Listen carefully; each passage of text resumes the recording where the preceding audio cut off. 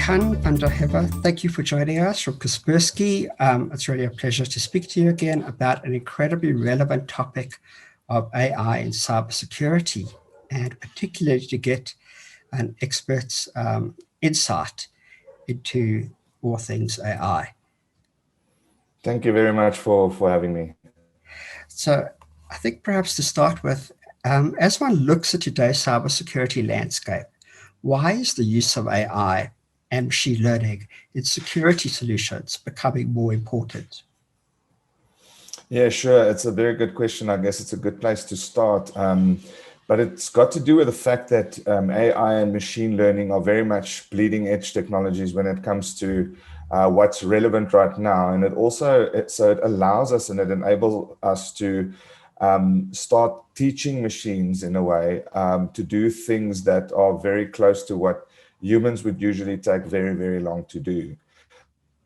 So with machine learning, for example, you'll be able to do way faster processing on specific types of sets of data than you would have, just a few years ago by using, for example, a human being to sift through the same information.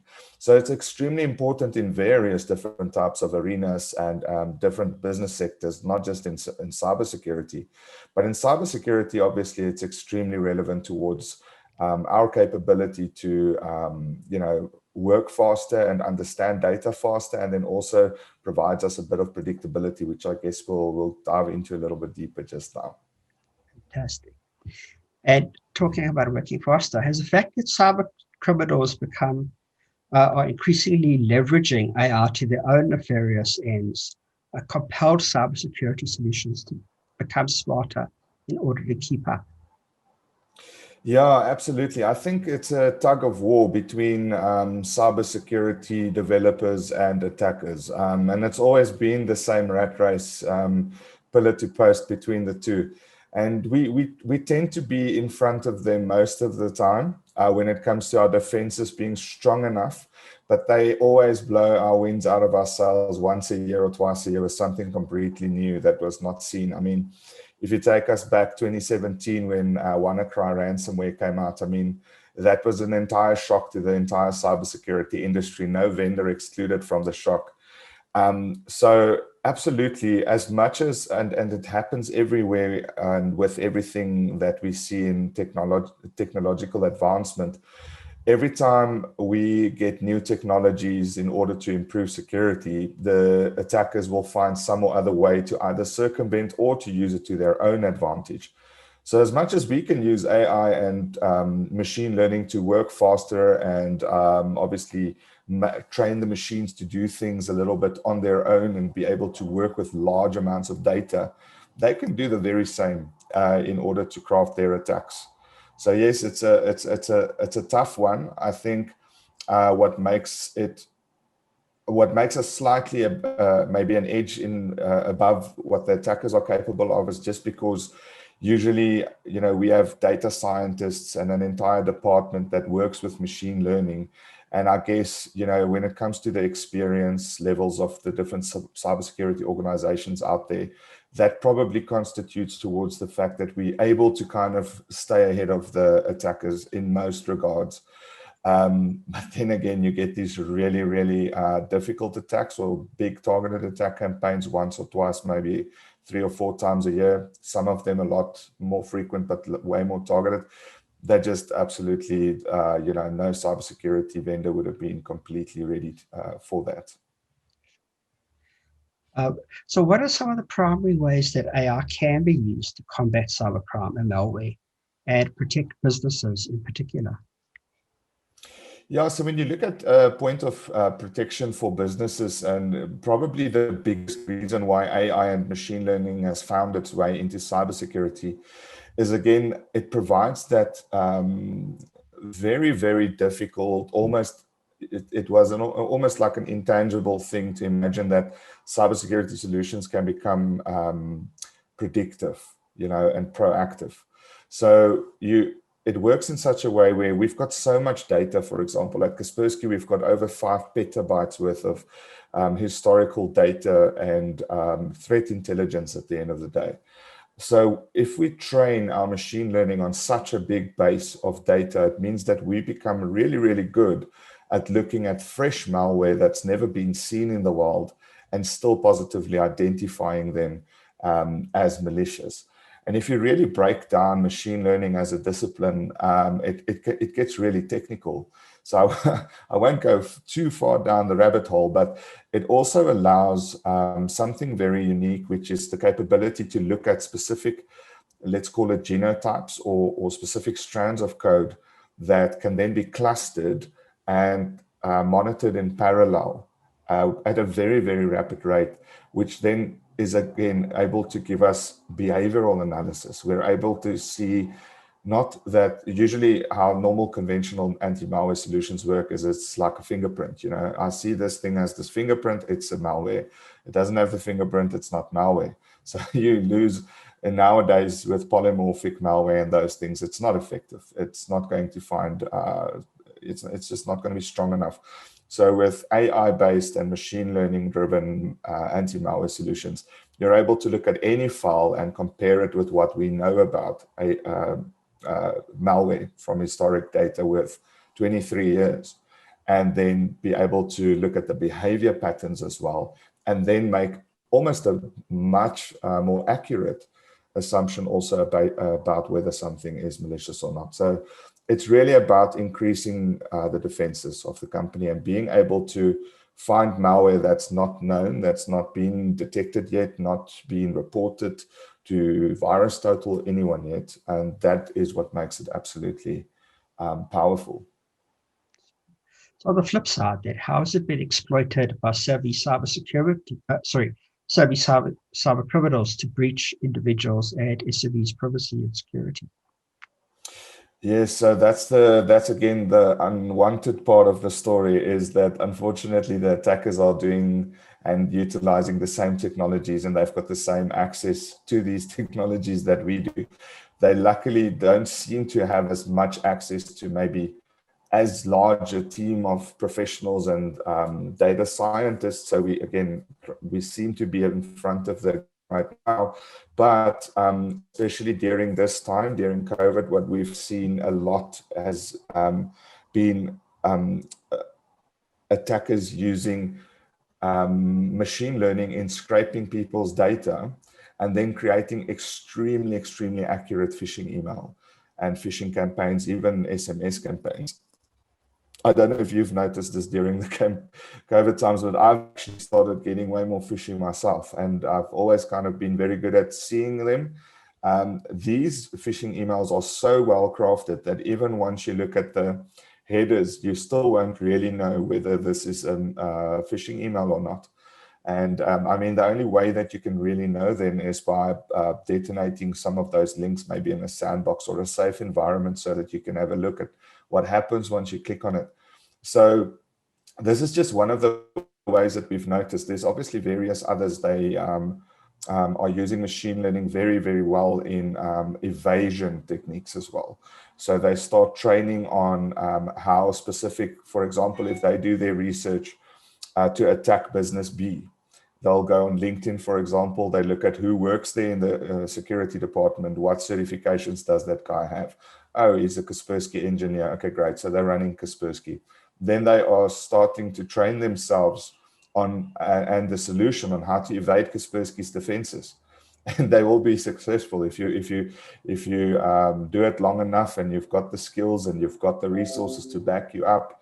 They'll find some other way to get past our defenses, and then they get into the network. So and again, we're working with machine learning here. So it's at the speed of knots. It's extremely fast and powerful, the amount of data that can be digested and processed. So it's just impossible for a human to for a security officer somewhere in the organization to keep up with this machine learning and AI capable malware. So it's a really difficult problem at the moment. But yeah, I think it's going to become even worse, obviously, as usual. Oh, wow. Then, Lehana, I think the other question is, would it be fair to say that AI-infused cybersecurity solutions are even more essential for SMEs, particularly those that don't typically have large IT departments and dedicated personnel to manage this incredible challenge? Yeah, that's a very, very good point. So I've noticed something in the cybersecurity industry of late is that cybersecurity as a discipline or as a department, for example, at the organization is becoming a very critical role. And there's a few things that are playing off each other here. So the one thing is that cybersecurity specialists are quite expensive resources, and they are also very scarce. I can't remember the study, but by 2022, there's going to be a 3.5 million deficit global shortage on cybersecurity skills. And that's a huge problem for SMEs because they don't necessarily have the finances to go and just employ an entire security officer team or deploy a security operations center, nor do they even have the capability to have all the top, cybersecurity defense solutions in place. Let alone maintain them. So there's a lot of options for the SMEs out there. So for example, with our solution, you have all the machine learning and stuff already built in. And with our new solution now, we've built in an optimum EDR solution that's also built upon automation.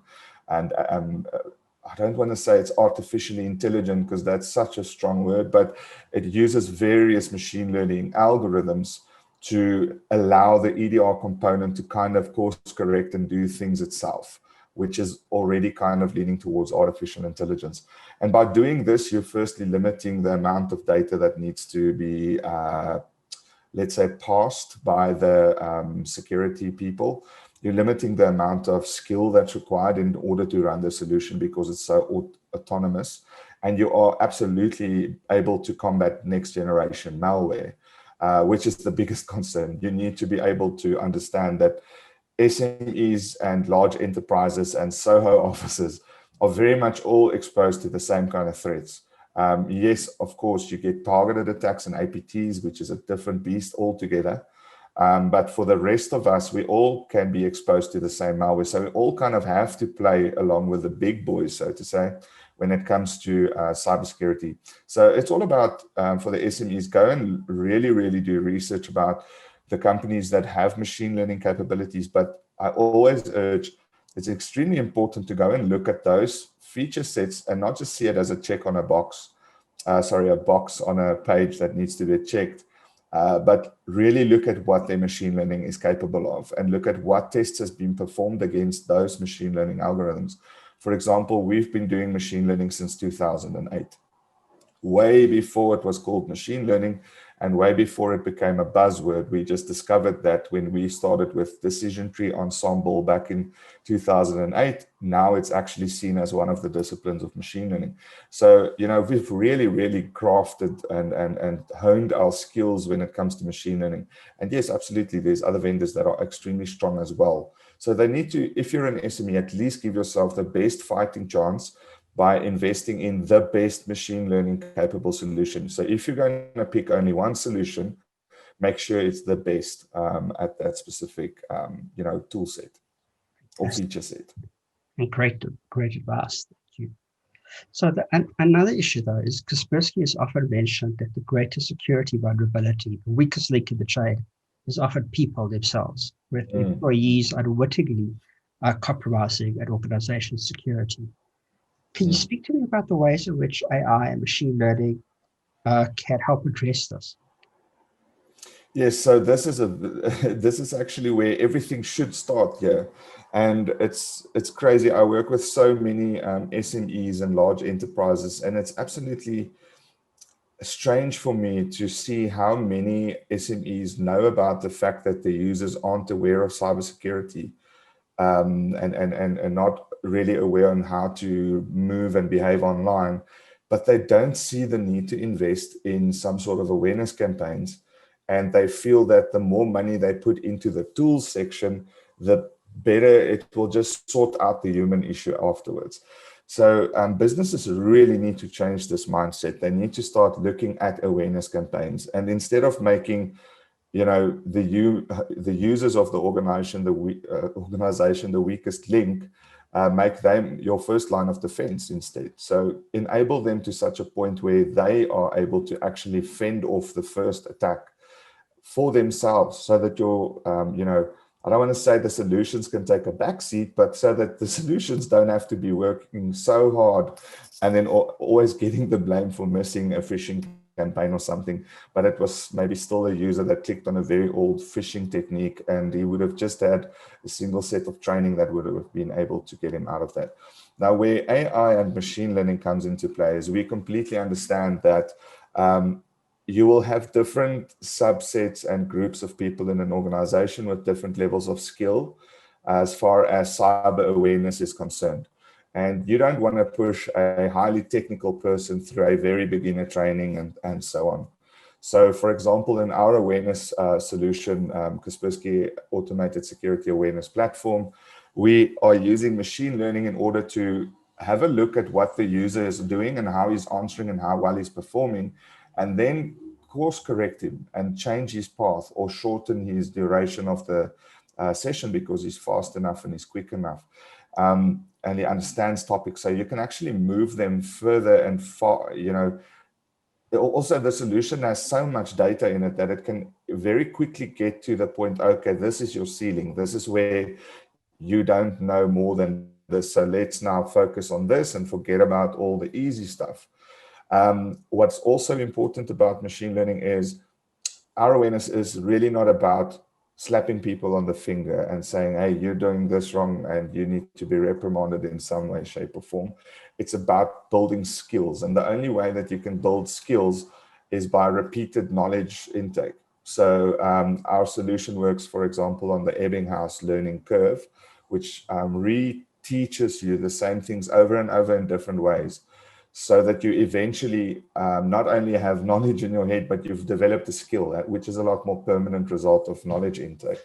And it uses that very engine is driven by machine learning as well, where it sees how you respond to specific criteria within the machine, within the training, and then sees, okay, let's try this and this until the solution knows, okay, this guy's really got this under the belt, so to speak. Let's move on to the next topic. So absolutely, very important in awareness as well. Fantastic. That's an interesting one because it actually ties into the next point around AI, not replacing people or personnel, but augmenting them. And it seems like certainly there's room for AI, machine learning, to augment people's awareness of cybersecurity. It has been noted, though, that AI can perform 24 hours a day, 7 days a week, and no need for rest, which most people cannot do. So what are your thoughts on that, given that the never-ending stream of cybersecurity and malware threats are emerging on a daily basis? Yeah, absolutely. So it's, I guess, I completely understand how people will see AI as a threat to their own, maybe let's call it skill set and livelihood. And to a certain extent, there's validity in that. We're already seeing AI replacing many, many jobs.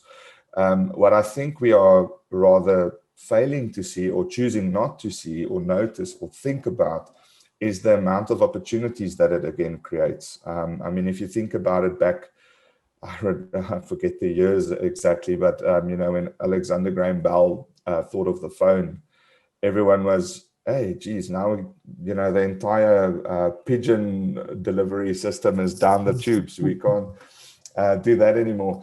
And yeah, I'm sure it was devastating to pigeon trainers and so on, but that led to call centers developing and such other technologies came about, and eventually led to, in a very small way, to all technology that sprung from that afterwards, and where we are now. So we're always going to find a way to find something to do. The one thing that people must also just understand is it's extremely far in the field. I would almost feel comfortable to say that it's highly unlikely for AI to really become conscious and aware. I've done a lot of research on this. It's an interesting and scary topic. So, emotion and creativity and those kind of things are quite safe. You're not going to be able to teach a system to paint a beautiful portrait or something like that. That's not what its intentions are. It's actually to improve life, to improve efficiency, and also to get rid of mundane tasks so that people's brain power can actually be used a lot more, and people can actually unlock potential that they never knew they had. So yeah, it's a two-way street. I find myself thinking about this often, and I do completely understand the reason for why people think it's a threat. But I also completely, I'm pro technology and advancement and development, and we should find a way to introduce it in our lives everywhere, and obviously grow from there. Fantastic.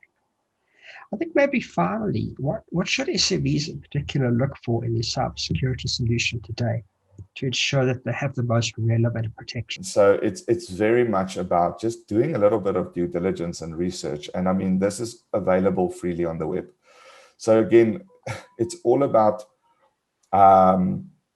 I always try, especially with SMEs, because I understand the finances and I understand that I worked many years with SMEs, understand the budget constraints and how that all works, and how management is usually not buying into getting the best solutions and those things, and they always see security as a grudge purchase.